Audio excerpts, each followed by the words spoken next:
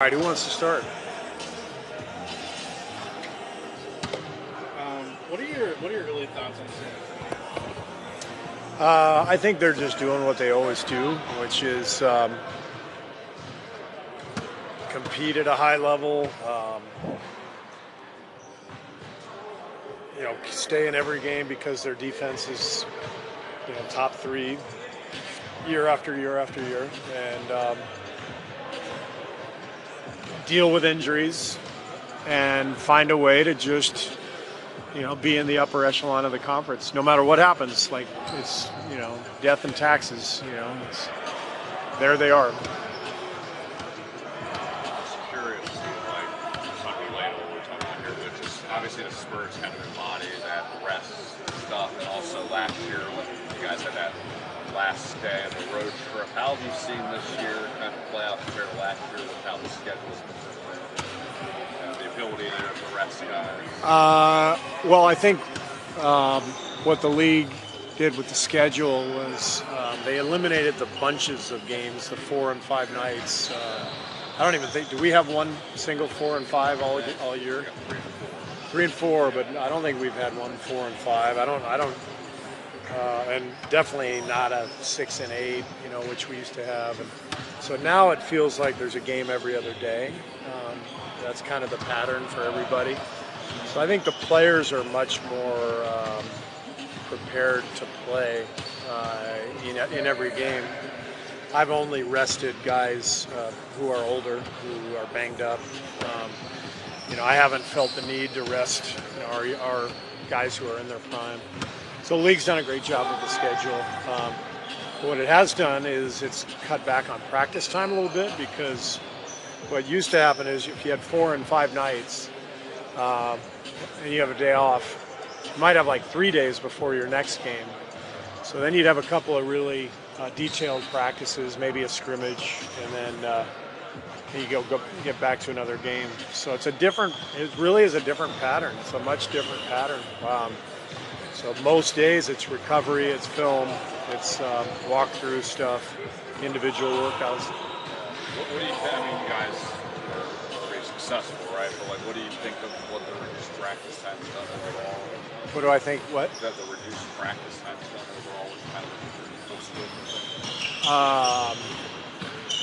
I don't know. I mean, it's just different. Your practice.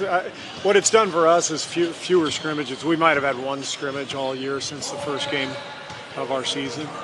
We used to scrimmage a lot more because there were more days off in between. So now it's more walkthroughs, more 5-on-0. Script your offense. Have a short defensive segment, and a lot of shooting. Very little contact. Draymond seemed a little bit at a loss last night for how to deal with the officiating going forward and his relationship with the referees. Do you have any advice for him, or what do you say to a guy like that who's doesn't really know what to do? Well, my advice to him would actually go to him. I wouldn't say it to you. I appreciate the question. Yeah. Is there anything you can't say? No. That's private. I mean, it's. The only thing I'll say is that Draymond is one of the most competitive people I've ever been around, and I love his edge, I love his fire, and we need that.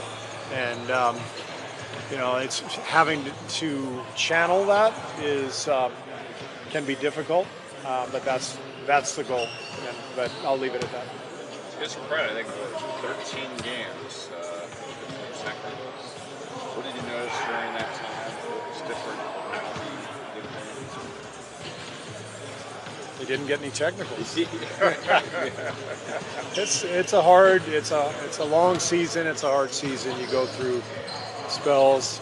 I think with our team, we've had periods of frustration, periods of boredom, periods of maybe lack of focus, and we've had some patches of great play followed by lackluster play. And yet here we are. We have the best record in the league. We're doing fine. So we'll keep going, keep moving forward. You said you had 7 techs On NBA.com, you have 5. Is that right? Yes. That's you're good. not as bad as you thought. I'm not as bad as I thought. The leader has 9.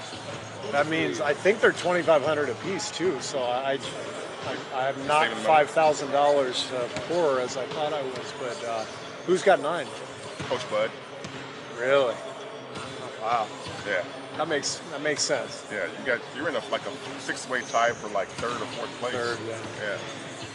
It feels like I've had more than 5, but I guess. How does the rescinding process work? I mean, some guys have had checks rescinded. None of your guys have that. I don't You mean think. for coach or player? For either one. If you want to appeal, I think you can call the league, and we've done that in the past. And the league's good about having that discussion. We had a game last night, but are you able to monitor the trade deadline, sort of what's happening there? Do you get a presidential briefing in the morning? How does that work? Yeah, it's called ESPN. You know, just turn on the TV and I get the briefing from Brian Windhorst. So we know everything instantly. If you have a phone, you're going to know everything instantly these days. So it was a wild day. I'm not going to comment on what teams did because that's none of my business. But it's a fun time to be an NBA fan when you see all this action, and I think it's good for the league. Is San Antonio one of those teams where, regardless of what they went through during the regular season, or what their record is, or what their seed is, you know that if you face them in the postseason, you have your hands full? Of course. Yeah. Pop used to call it corporate knowledge. He probably still does, but that was a term he used when I was playing. They have so much corporate knowledge. They've been together for so long, and the players have a perfectly clear sense of what they're trying to do every single day. And Pop always has a great feel for the big picture and getting through the season healthy and in one piece, if possible. And I know that's what they're desperately trying to do now with this Kawhi situation. And yet here they are. They're still 3rd place in the West, which is amazing.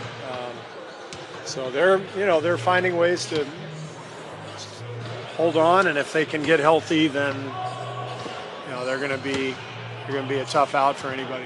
Marcus was a guy who got a lot of flack in the postseason and stuff, but he's had a really nice season. What have you thought about what he's doing? He's been great. He's been dominant.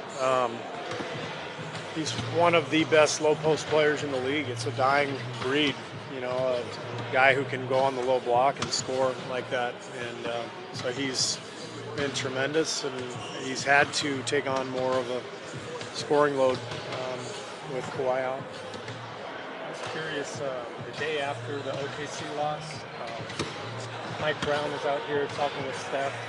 Is there something that you guys noticed on the film specifically? Nope.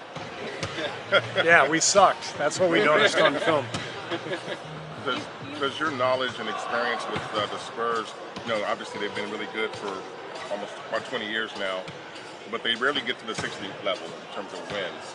Does your knowledge of that, knowing how long they've been good, and if they don't really push it for 60s, high 60s, make it a little bit easier for you to deal with the dips you guys are going through at this stage?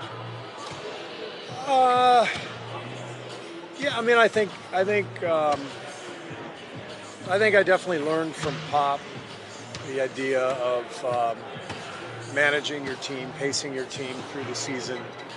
I never thought of it as a player. As a player, you just play. You want to win every game. You just go out there and play. And when I was playing, I don't remember us resting guys. I think that came later as Tim Duncan got older and Ginobili was getting older. I don't think the resting stuff really became a part of Pop's repertoire until maybe 2007, 8. I don't know. Yeah, probably all right. Yeah, and we started to learn more. We realized, that's probably a good idea, and but Pop was at the forefront of that. But yeah, I mean, I've learned a lot watching him manage his teams over the years, and I'm well aware that if you don't have a slip up during the year, then that's a much bigger shock than When if did you that- do. Oh, I'm sorry. When did that become part of your repertoire? Resting? Uh, well, my first year, we gave Sean and Andre rest, knowing that they were on the older side, on the backside of their careers, and needed the occasional rest. But last year was the first year it felt like some of our core guys needed an occasional night off. So, I mean, I don't think it's as big a part of our routine because our players right now are kind of in their prime, and the league has done a good job with the schedule to make it easier to play guys every night. But I think it's just something that you feel, and you talk to the players, talk to your training staff about. Other than resting guys, what are some things that you picked up from Pop that help manage players' workload over the course of the season? Like practices, that kind of stuff? Work-life balance is the big one. Pop has a great quote that I've used. He calls it filling up your cup. When you're in a tough stretch, you got to, if you have a chance to have a day off, use that day off. Don't grind yourself to a pulp. Take the day off and go play golf or go to the park with your kids, or go walk your dog. Go do something that can re-energize you, and it's a big part of the NBA season is filling up that cup and restoring your energy. And everybody has to do it in their own unique way based on the life they live. Thanks a lot. All right, you got it.